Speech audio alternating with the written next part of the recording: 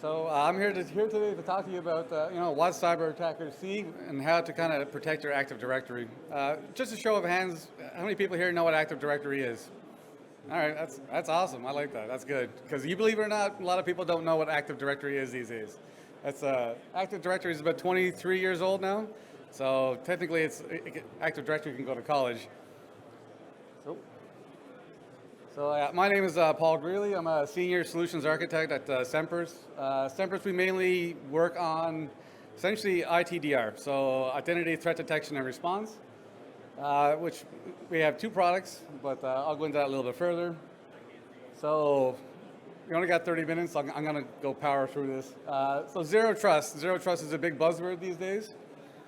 For zero trust, identity is also the new perimeter. The two of them go hand in hand, right? So identity is now the heart of the identity of zero trust.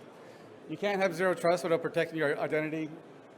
Zero trust mainly is like authentication and authorization. That's what exactly AD is.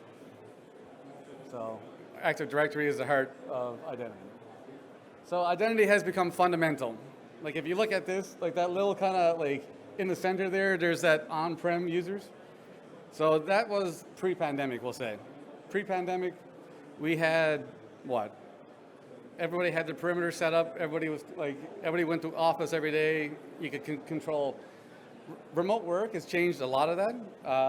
So what happened now is like now we got mobile devices, we got mobile users, we got home internet. So the threat landscape has changed immensely in 5 years basically. So now we have now instead of putting up firewalls and kind of protecting your perimeter. And what I like to call the caramel bar, is when you actually have a perimeter, you have a hard perimeter but a soft interior. Now, basically, we can't actually enforce that anymore. So identity has become the new security boundary for a lot of people. So, legacy environments, does a lot of people have legacy applications that they have to support right now? I know healthcare has a lot of, there you go, right? So cloud identity is great. I love cloud identity. I've worked in the cloud identity space for a few years, but really a lot of legacy applications cannot be kind of integrated into cloud authentication, right? So AD keeps lingering. So enabling digital transformation, that's another big thing.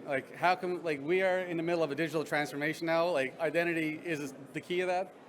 We can't ignore AD, right? Going forward, we just can't.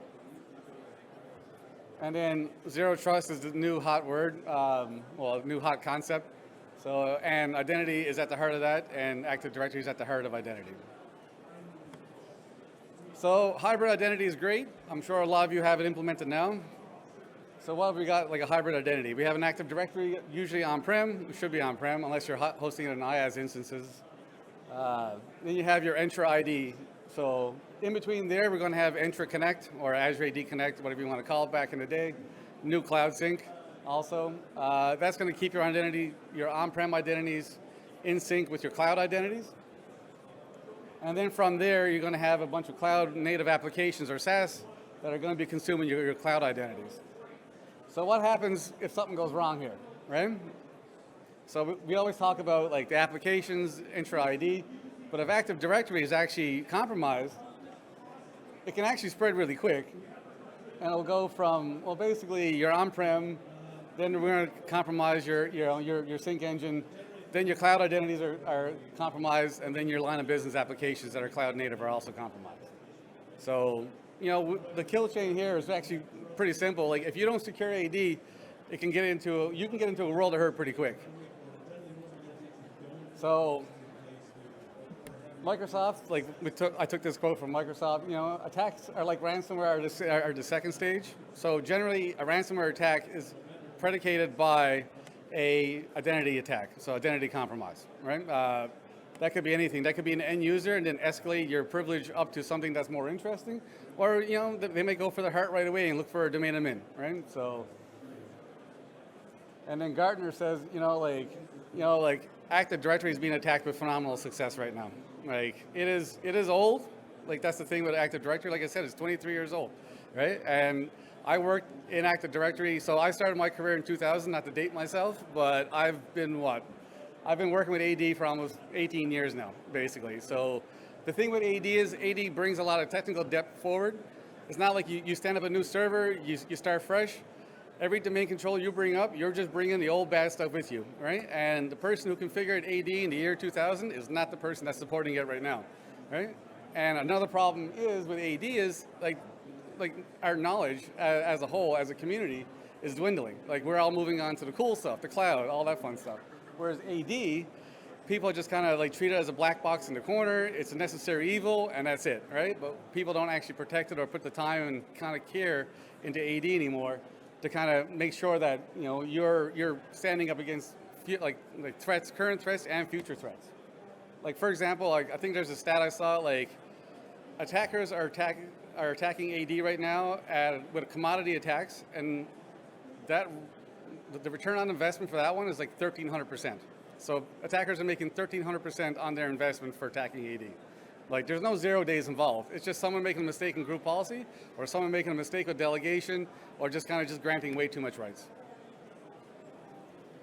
So what happens when you have an attack on AD? Well, you can't trust your AD anymore. Like now we don't know who's in there. We don't know what backdoors are in place. We don't know how, essentially, how many domain controllers were affected. Generally all of them, because AD is multi-mastered, right? But if you gain access to one domain controller, you own the whole forest. Like I saw one time, just for demonstration purposes, we used SCCM back in the day, now MSEM. But SCCM, we deployed a package with a small net DOM command, and we inserted a person into domain admins by deploying an SCCM package to a DC, right? Kind of thing. So, we own that one domain controller, replication took over, we own the rest of them after that, right?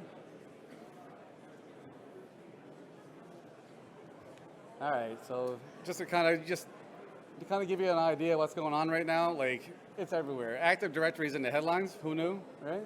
So an Active Directory tends to be the entry point for most attackers right now. Like, for example, the MGM, that's also AD. Like, AD was actually probably the one biggest reason behind it. So what happens if if AD is impacted? Well, that's a good question. So, show of hands, if AD went out right now in your organization, would you be minimally impacted? Like, would you say, we're going to be good, a couple hours, we'll be back up? All right. What about some impact? Like say, we'll be down for a day, maybe, right? And then we'll be okay. Anyone feel like that for AD? Or so most of the time, it's the last one. It's the I don't know, right? If your AD is down, like how are you going to get back up, and how long is it going to take you? The answer to most people is I don't know, right? So how can we actually fix that? Well, you know what? I've been doing this a long time, and there's actually small things that we can do to gradually build your AD security better. So implement strong identity processes. This is the boring one. Don't let anyone just be able to create user accounts or computer objects.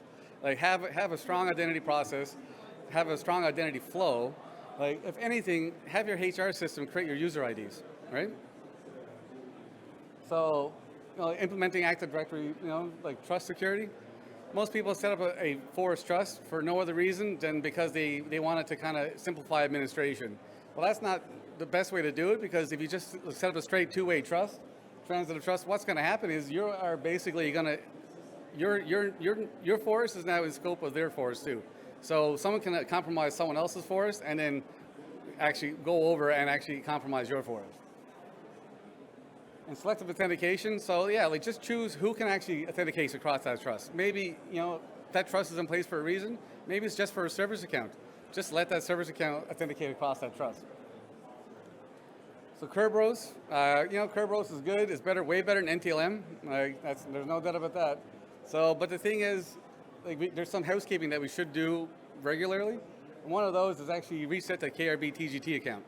By doing so, if someone actually was in your environment and you didn't know, and they were carrying out a golden ticket attack against you, and they had basically forged a 10-year TGT for themselves, and they could actually issue any ticket they wanted, by setting this, it invalidates that golden ticket. So SPNs also, the number one way an attacker is going to look for privilege in an organization and how to potentially compromise it is, actually looking for a user account that has an SPN. So service principal name. That's a dead giveaway that is a service account and that has privilege. So, and then anybody hear of Kerber roasting before? So this is Kerber roasting. Anything with an SPN is Kerber roastable.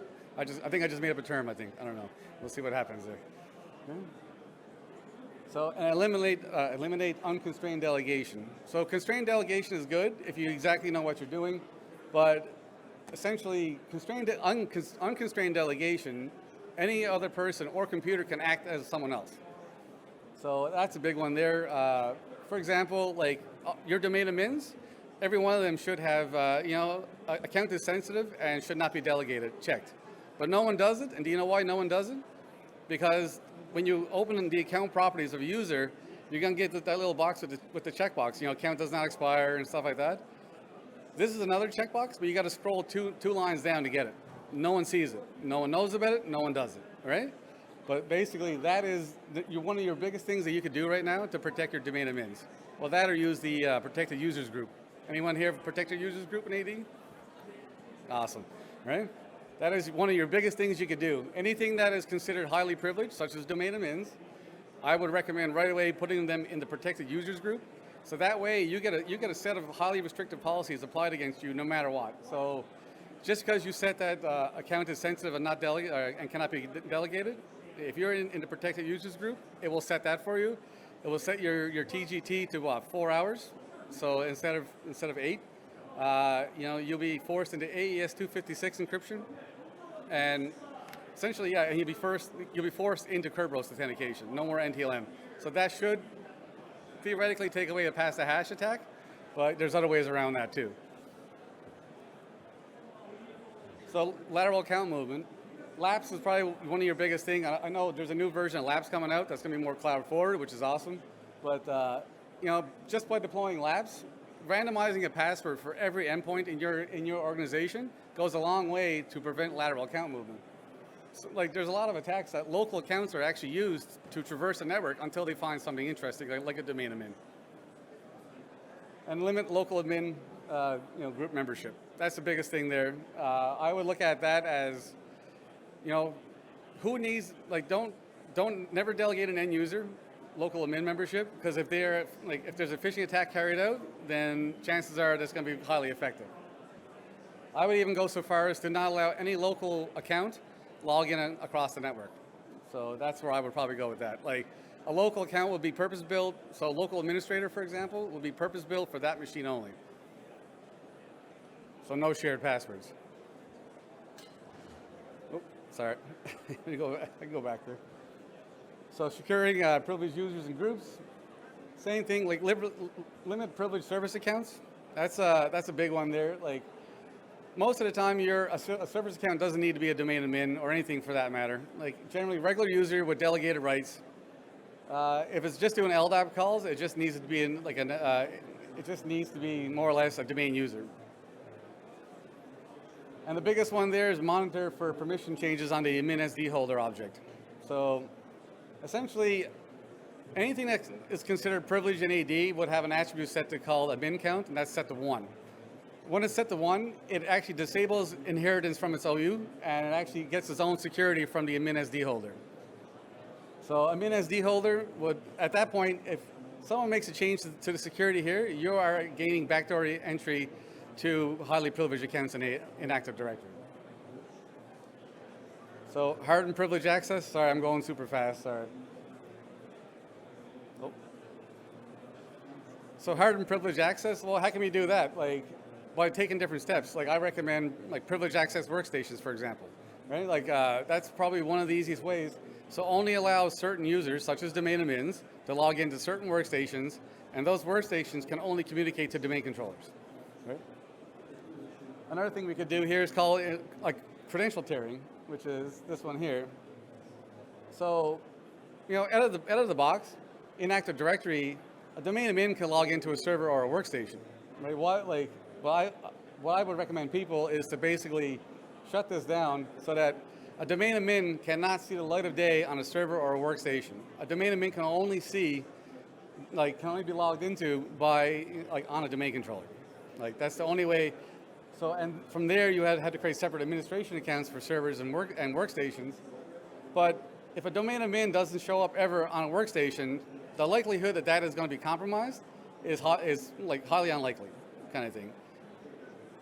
Unless someone compromises the password, that's a different story.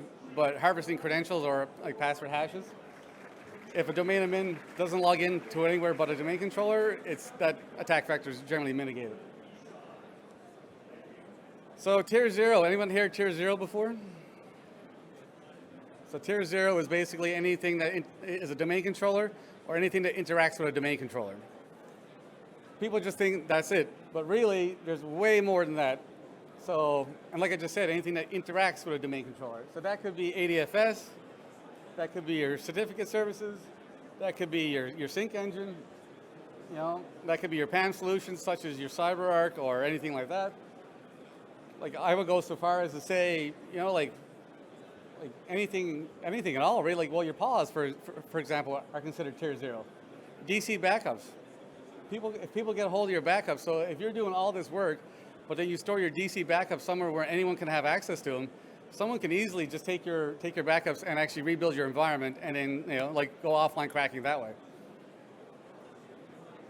So hardening domain controllers, like I know I work for a company that actually has agents on DCs, but anything that's unnecessary, like any agents, remove them if possible. Consider using server core. Like the UI is probably in Windows Server, is probably the biggest thing that would kind of contribute to a operating system compromise.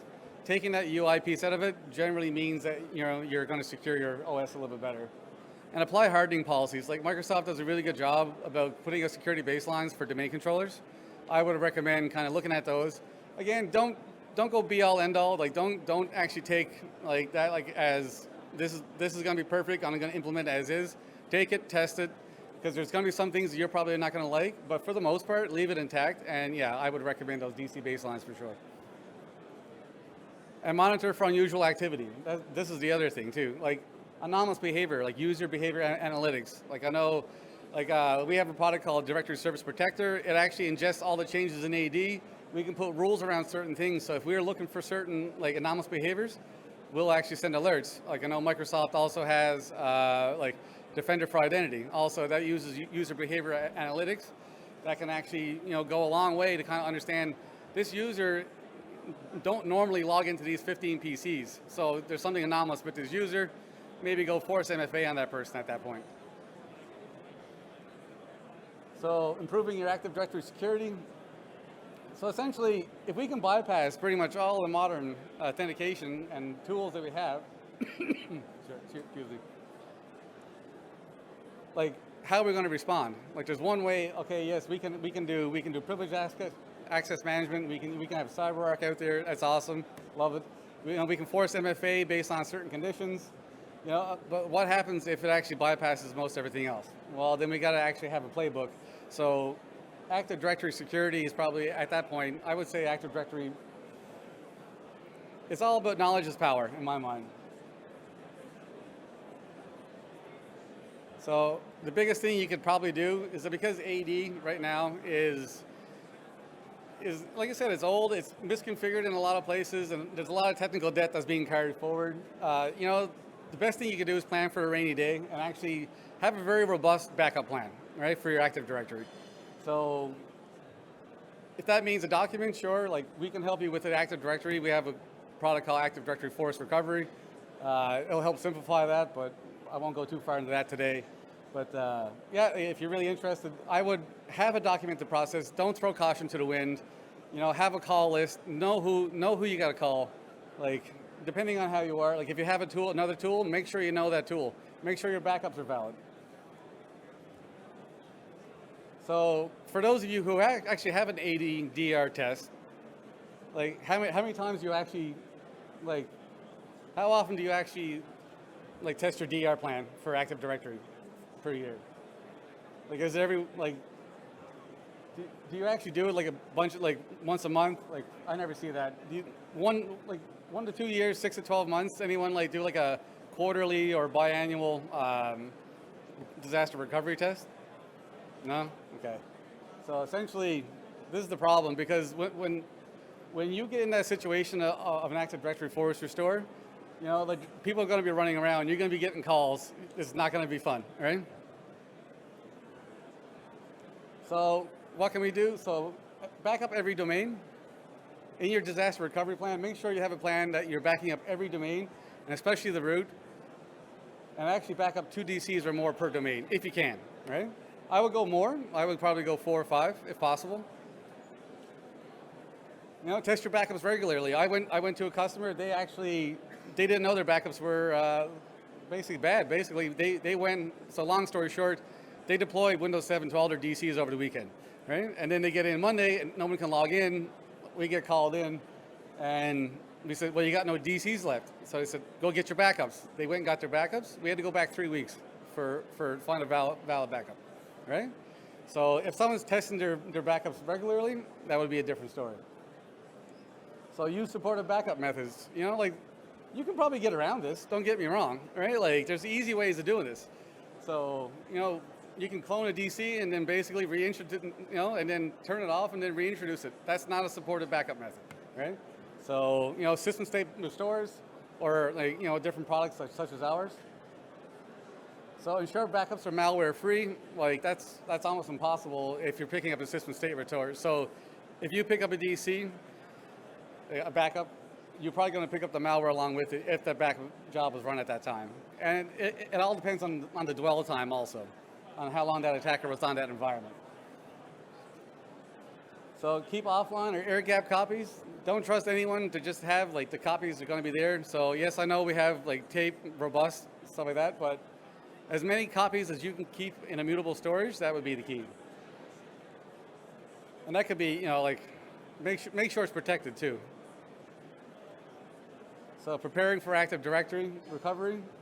So first thing we got to know is essentially know your AD topology. Like, what does your AD look like now? Like, what does your sites look like? How many domain controllers you have per site? Like, what applications are hitting domain controllers that are hard-coded for authentication, for example? Know your DNS. AD and DNS go hand in hand, right? Minimize OS version differences. I recommend keeping it as close as possible.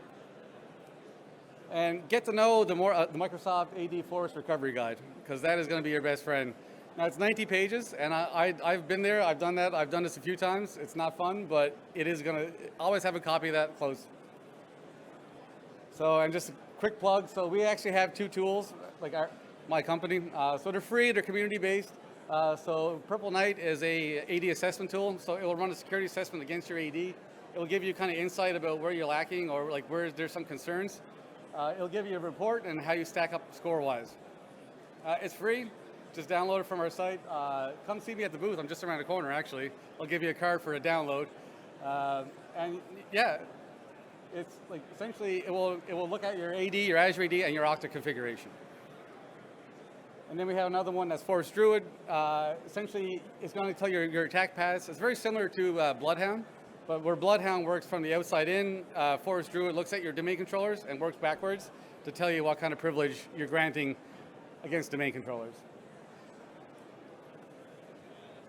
All right, so thank you very much. I was like speed dating for AD, I'm sorry.